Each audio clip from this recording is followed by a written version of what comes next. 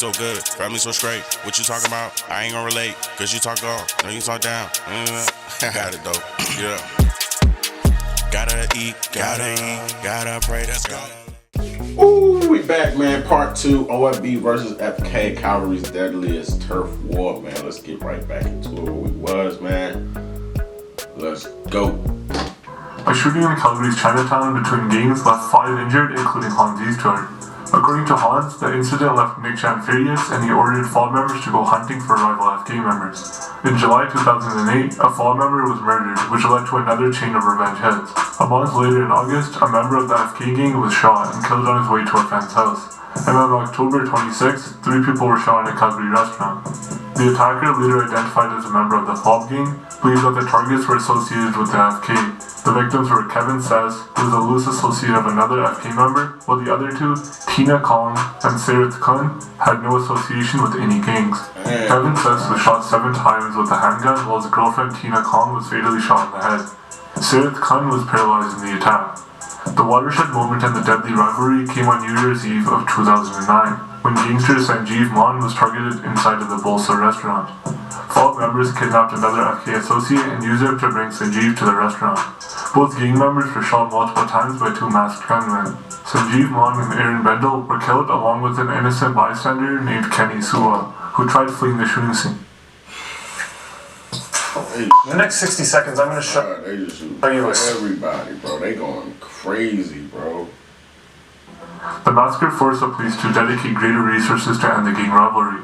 Operation Casino was launched and was much more successful than the previously conducted Operation Synergy. The police were able to charge gangsters with serious charges and even managed to infiltrate gangs. While there weren't as many arrests as Operation Synergy, the police managed to get testimonies against the likes of Nick Chan, Timothy Chan, and other perpetrators of the Bolsa shooting. Calgary police called it the biggest gang investigation in the force's history and claimed that it was worth every penny. Hans Eastgaard turned informant and revealed that the killings of Kevin and the Bolsa shooting were arranged and directed by the alleged FOB boss, Nick Chan. Other gang members were also charged. I knew that. In another sting operation dubbed Mr. Big, police officers pretended to be gangsters and got a confession out of Real Honorio, a FOB associate, for his part in the Bolsa shooting. The success of Operation Casino was successful in eliminating violence from the streets. However, Nick Chan and FK still had some unfinished business. Nick Chan was repeatedly stabbed outside of an organic food store, and rival FK gangster Billy Lai was charged with the attack. Chan himself was tried on multiple weapon-related offenses and separate first-degree murder charges. He went to prison in 2013 over numerous drug trafficking, weapon possession, and first-degree murder charges. He was acquitted of the first-degree murder charges in the Bolsa shooting in 2016 for the lack of a credible testimony. Since the case was solely based on the testimony of another convicted gangster, and Chan's defense was able to prove that the evidence wasn't enough for a conviction. And a year after that, he was cleared of weapons-related offenses for a lack of forensic evidence. And after 1 more year in 2018, Chan was cleared of all charges when a Calgary judge ruled that his right to a trial within a reasonable amount of time had been violated. The judge also said that the harsh conditions that Chan was kept in also warranted his release. During his stay in prison, Nick Chan repeatedly complained that his basic human rights were being violated. His complaints included not getting vegetarian meals or proper shoes. At one occasion, he even... You know he about to get out. He's like, man, shit, y'all better treat me better than this, bro. over a lack of toilet paper and soap. He was also able to prove that he was kept in solitary confinement without any reason, despite having PTSD. Chan had tremendous success over his appeals, and the court ruled that Nick Chan was segregated inside prison and lost his sense of identity and liberty. Nick Chan was set free, and the judge blamed an underfunded justice system for his release. However, the prosecution appealed the ruling, and the Alberta's Court of Appeal ordered a new trial in March 2019. It was decided that the judge who stayed charges against Nick Chan over court delays had not taken into account the delays caused by Chan's defense. Chan turned himself in for a new trial, but he was acquitted once again after the Crown decided that his case no longer met the standards for prosecution. The court said that new evidence that would make a conviction unlikely had come to light, so the charges had to be dropped.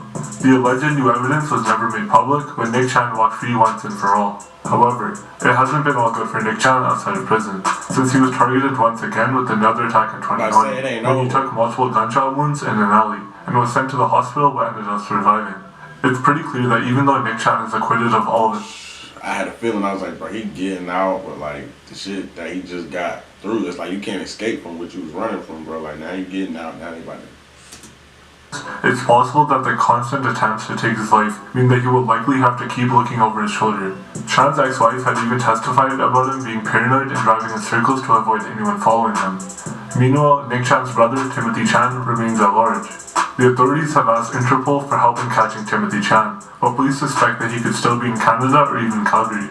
The rivalry between the FOB and FK groups is an interesting one. An organization between friends that started as a shortcut to making money turned into a story of bloodshed that affected dozens of families and became a symbol of fear for not just the ordinary citizens, but seemingly even those who were a part of that violent war. All over something that police suspect is a minor issue.